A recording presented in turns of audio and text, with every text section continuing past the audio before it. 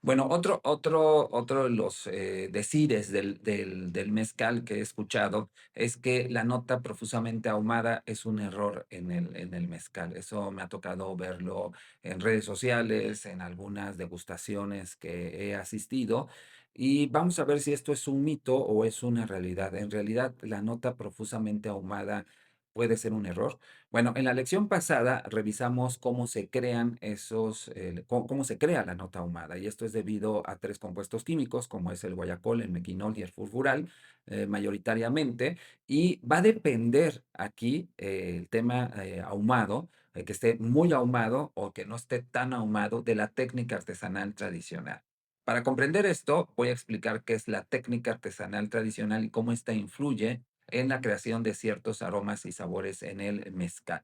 Miren, hay una técnica artesanal tradicional, es decir, todos los mezcales tienen 4 etapas, 5 etapas para su elaboración. Esto es, hay una cosecha, posteriormente hay una cocción, después de la cocción se hace una molienda para poder exponer los azúcares del maguey a las levaduras y a las bacterias, posteriormente hay una fermentación y al final hay una destilación que tiene como objetivo principal separar compuestos químicos con base en su punto de ebullición y al final hay un ajuste alcohólico tradicional. Es decir, el maestro mezcalero en la segunda destilación hace separaciones de acuerdo al punto de ebullición, en lo que se conoce como puntas, cuerpo y cola. Es decir, en la primera parte de la segunda destilación, lo que se va a evaporar primero son los compuestos más volátiles, que generalmente es metanol, etanol, que son alcoholes, que su punto de ebullición puede tener entre 65 grados centígrados a 75. Posteriormente viene el agua y vienen otros compuestos también que pueden ser aromáticos, que vienen en el cuerpo, y al final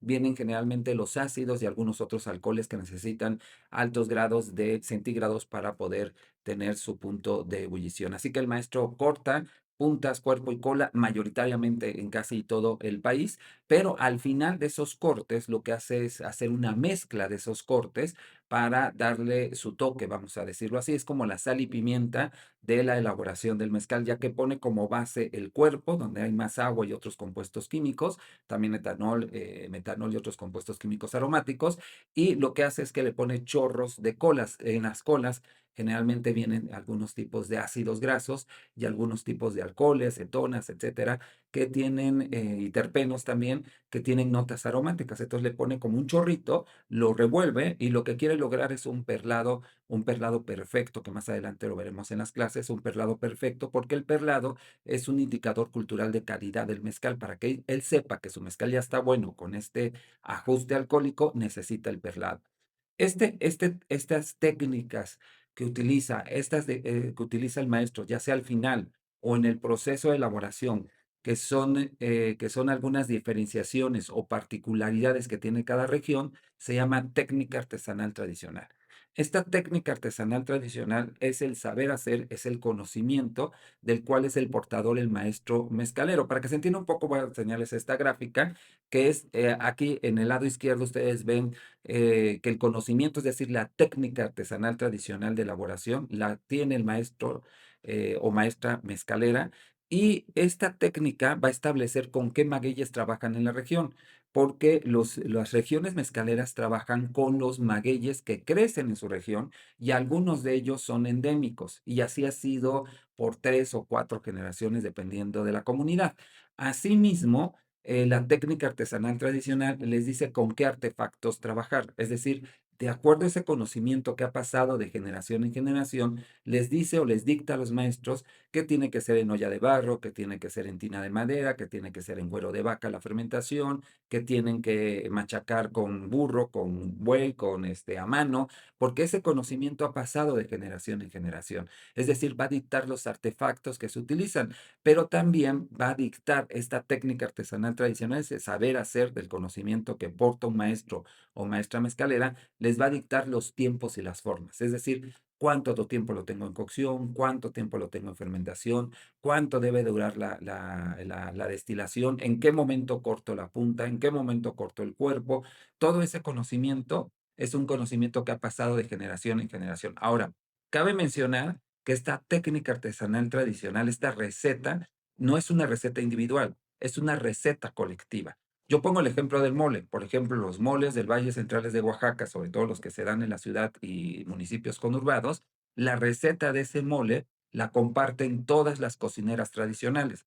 Cada cocinera tradicional tiene la misma técnica de elaboración, solamente le ponen su toque, ¿sí? Que puede un poquito más de sal, un poquito más de tomate, pero la receta es la misma con todas las cocineras tradicionales. No puede haber una receta individual, porque si no, no sería el mole oaxaqueño o no sería el mole poblano. Por ese, este tipo de recetas o esta técnica artesanal tradicional es colectiva. Lo mismo pasa en el mezcal. En el mezcal, por ejemplo, todos los mezcales de cierta región, por ejemplo, de Nombre de Dios Durango, todos tienen la misma receta porque ha sido compartida de generación en generación. Eso, por lo tanto, esta técnica artesanal tradicional, junto con la microbiota del lugar, es decir, lo que es el tema de las bacterias o levaduras que hay en la región, van a ayudar a dar una identidad sensocultural, es decir, un sabor único que tiene el mezcal y que no va a depender tanto del maguey, sino va a depender de la técnica, si le echan agua al horno, si no le echan agua al horno, si lo fermentan con pulque, si lo fermentan con agua, si lo fermentan con cortezas de árbol. Eso es la técnica artesanal tradicional y esa técnica que dicta cómo se tiene que hacer, pues también da un sabor y esa es una identidad sensorial. Por ejemplo, en la clase pasada hablábamos del error del ahumado, perdón, hablábamos de cómo Santa Catarina Minas le echaba agua a su horno y eso da como resultado un mezcal que no tenga la nota ahumada. Ese mezcal que no tiene la nota ahumada es justamente su identidad sensorial gracias a la técnica de elaboración que se utilizó en su proceso de producción del mezcal. Eso se llama identidad sensorial o identidad sensocultural de los mezcales. El tema del ahumado no puede ser un error, a menos que sea un mezcal que estés probando de Santa Catarina Minas y tenga la nota ahumada muy profusa, ahí sí es un error para esos mezcales de Santa Catarina Minas, ya que existe otro término dentro de la identidad sensocultural que es el gusto histórico. El gusto histórico va a ser esa aprobación que del sabor de un producto gastronómico. Por ejemplo, yo como oaxaqueño, si a mí me dicen, me dan un mole poblano y me dicen, es un mole oaxaqueño, yo lo pruebo, yo puedo decir, este no es un mole oaxaqueño porque tengo el gusto histórico, porque yo sé a qué sabe ese mole. No sé cómo se hace, pero sí sé a qué sabe. Lo mismo pasa con los mezcales de las regiones mezcaleras del país. La gente de la comunidad sabe a qué sabe su mezcal y acepta que ese mezcal sepa así, ¿sí? Eso es el gusto histórico. Entonces, la identidad sensocultural está muy ligada a lo que es el gusto histórico. Por eso el tema del ahumado profuso va a depender de la identidad sociocultural de cada comunidad. Por ejemplo, en el mismo Oaxaca, donde tengo más estudios, más investigaciones, en el caso de San José Río Minas, en la Mixteca oaxaqueña, su mezcal es sumamente ahumado. Ellos no le echan agua al horno, porque su técnica de elaboración no les dice que tienen que echarle agua al horno. Entonces sus mezcales son sumamente ahumados. Si yo llevo un mezcal de Santa Catarina Minas a San José Río Minas y se lo doy a un maestro, el maestro lo prueba y dice, no, este no sabe nada ahumado, este está mal hecho, quién sabe cómo lo hicieron. Sí, porque su gusto histórico es diferente. Si yo agarro un mezcal de San José Río Minas y se lo doy a un maestro de Santa Catarina Minas, lo va a probar y va a decir, no, este está súper ahumado. Aquí hay un error, ¿no? O sea, no sabe hacer mezcal porque sabe ahumado. ¿Por qué? Porque su gusto histórico es diferente. Entonces, aquí sí tenemos que hablar de la identidad sensocultural y de los gustos históricos.